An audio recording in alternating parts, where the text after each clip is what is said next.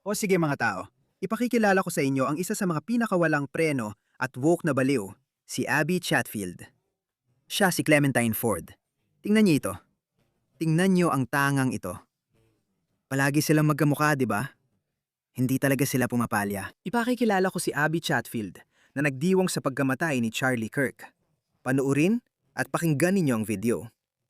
Ano bang sinabi ko tungkol sa pagkamatay ni Charlie Kirk na magtutulak sa kanila sabihin yon? Binanggit ko lang naman ang mga sinabi niya noon. Palagi nilang binabago ang pananaw niya, gaya ng dati. Hindi yon pagsisinungaling tungkol sa kanya. Gumawa ako ng video tungkol sa paano binabaluktot ng mga baliw na makakaliwa ang pananaw niya. Di ko masyadong kilala si Charlie Kirk hanggang mamatay siya, kaya binalikan ko at pinanood ang mga orihinal niyang video. Halimbawa, sinasabi ng mga kaliwa na siya ay isang rasista. Galit siya sa mga itim. Tinawag niya si Michelle Obama ng napakabobong bagay. really stupid. But Pero sa video, pinuna rin niya ang mga puting babae na kapareho ng opinyon at tinawag na parang may diferensya, kahit di niya direktang ginamit ang salitang yon. Hindi ba't kamangha-mangha yun? Ngayon, kapag itinama mo ang mali sa lohika ng puting tao, hindi ka racist.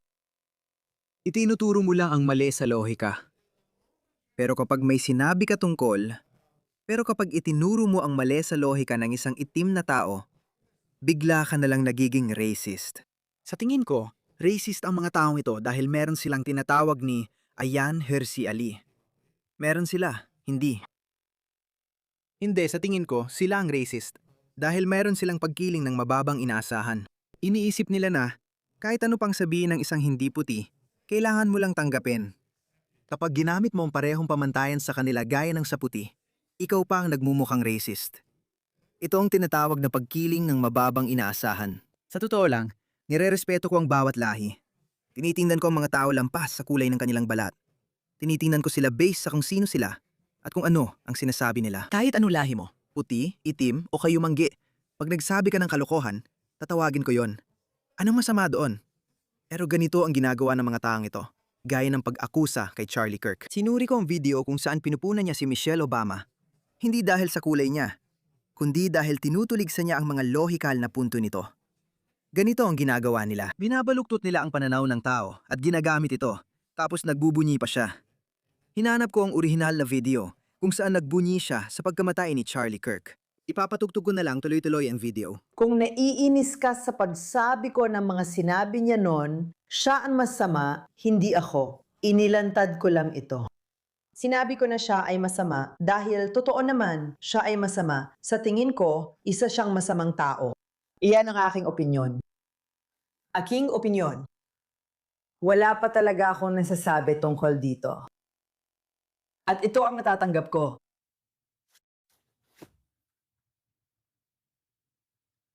Grabe, nakakabaliw ito. Natatakot akong umuwi. Kalokohan. Kung talagang natatakot siya, titigil na sana siya sa ginagawa niya. Pero siya, ang ginagawa niya, hindi siya. Hindi siya talaga tumitigil magsalita. Nagpapakontrobersyal siya at nagsasalita ng kalokohan. Sasabihin niya, natatakot ako, Diyos ko. Tapos magwawala siya ng matindi.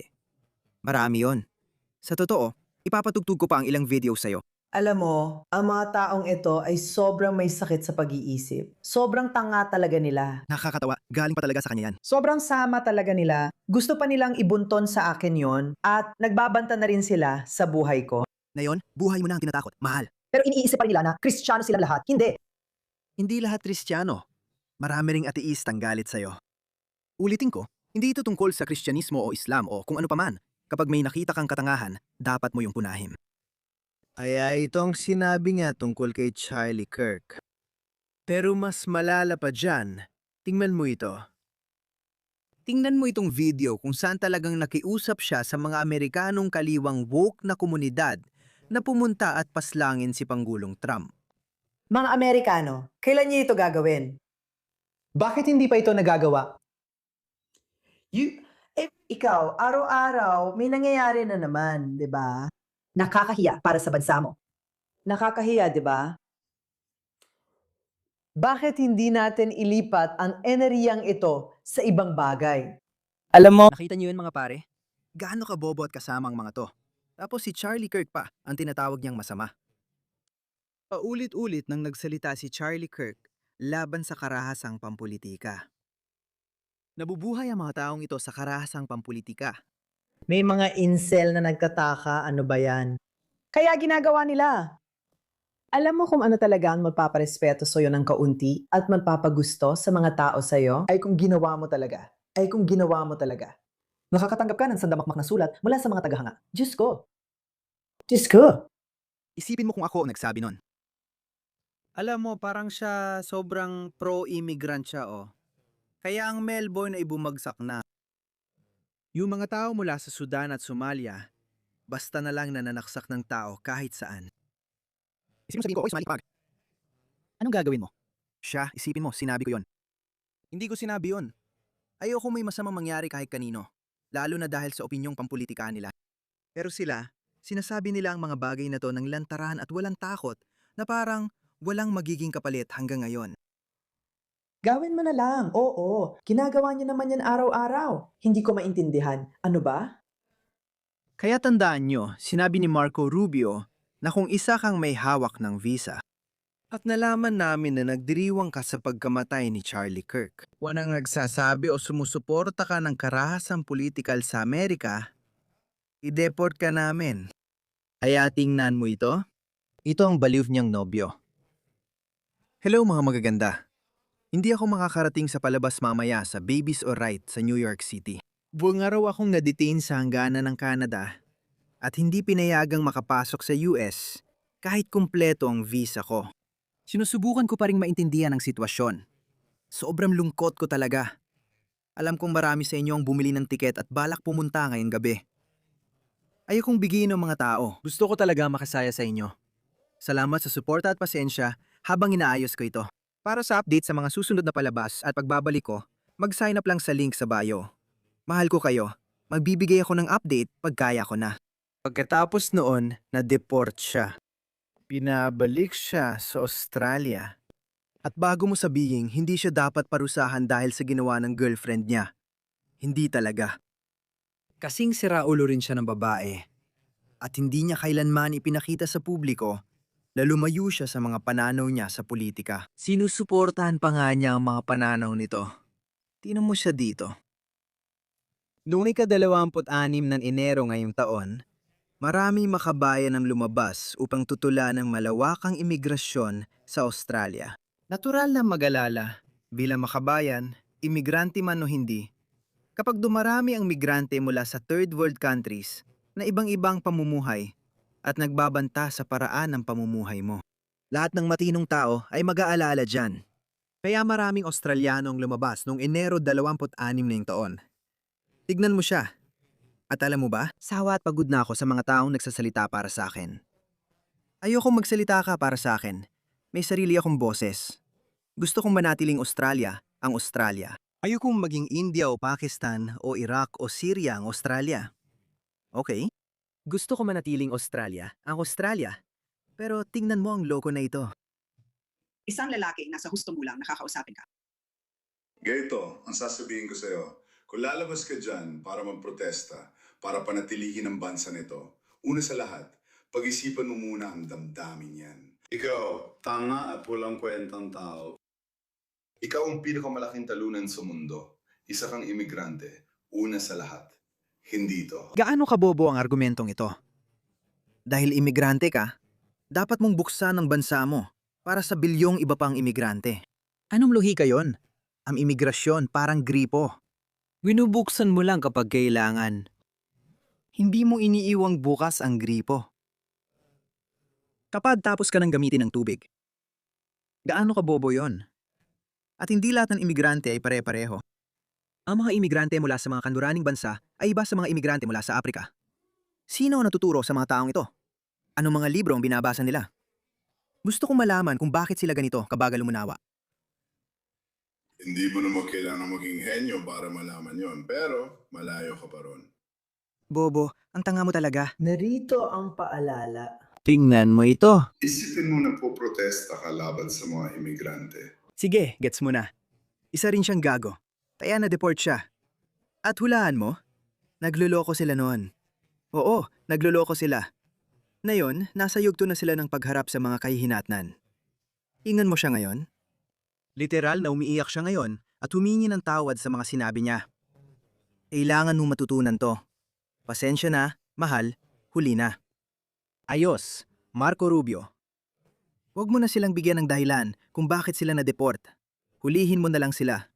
I-detain ng mga 24 hanggang 48 oras. Basta, alam mo na. Pahirapan mo lang sila ng kaunti tapos sabihin mo, pasensya na, umalis ka na. Hindi namin kailangan magbigay ng dahilan. Wala kaming obligasyong papasukin kayo. Pwede naming pigilan kahit sino. Umalis ka at pakinggan mo siya ngayon. Mula nang i-post ko ang video na iyon, 1 taon na ang nakalipas, ang dami ko nang natutunan at nag-mature na ako. Ang dami ko nang ginawa para talagang maintindihan ang epekto ng mga salita ko. At maintindihan din na kailangan ko talagang mag-isip bago magsalita. Hindi ko alam kung ilang taon na siya, 30 o 35. Ngayon lang niya nalaman. Alam mo, Abby Chatfield, ang dami kong gustong sabihin. Totoo yan. At alam ko na yung iba doon ay maaaring hindi angkop.